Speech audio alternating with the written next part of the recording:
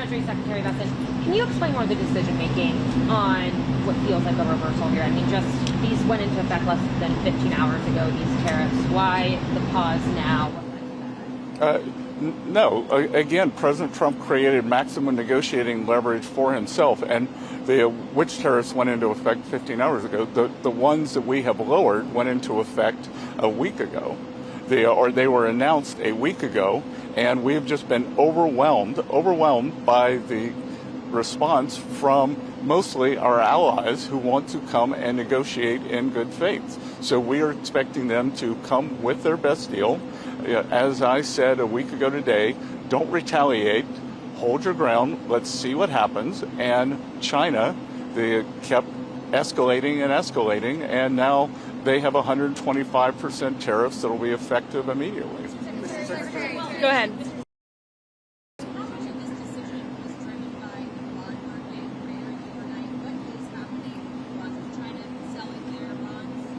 I have nothing that says that, and we actually had quite a good 10-year auction today, and all this was, again, this was driven by the president's strategy. He and I had a long talk on Sunday, and this was his strategy all along, and that, you might even say that he goaded China into a bad position. They responded. They have shown themselves to the world to be the bad actors. And we are willing to cooperate with our allies and with our trading partners who did not retaliate. It wasn't a hard message.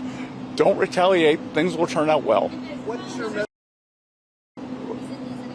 Well, it's China's decision that we have the deficit with them.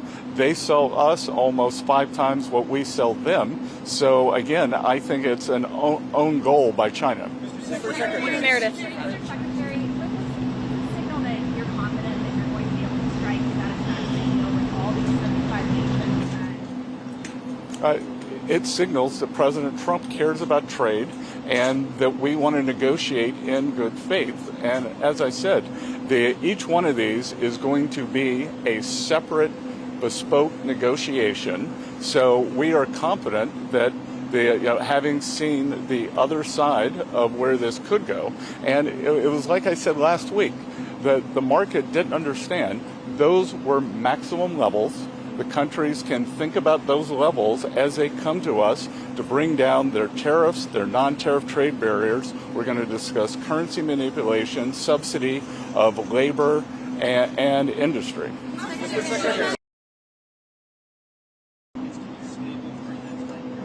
Well, we've started with a 90-day pause, and we will see if more countries turn up, what will happen. But we have a meeting with Vietnam today, and we have one of the largest trade deficits with them. So I'm hoping it will move in a good direction. I was at the Japanese ambassador's house last night for the Cherry Blossom Festival, which was quite festive, and he and I had a good chat. They are going to send a deal team over. So we'll see. These are complicated negotiations. These are imbalances that have taken decades to create. But I think having seen the maximum level that Donald Trump is willing to go to, President Trump has created this negotiating leverage. And excuse me, everybody, excuse me.